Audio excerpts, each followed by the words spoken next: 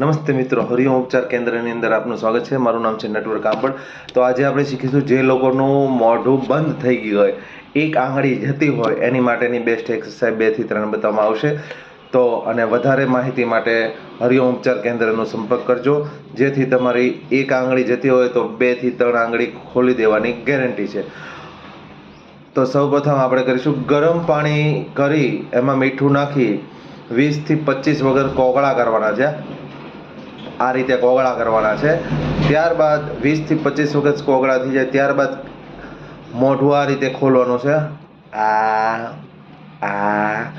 એવી રીતે 20 થી 25 વખત એ રીતે મોઢું ખોલવાનું છે અને 20 થી 25 વખત દાંતનું પ્રેશર આપવાનું છે।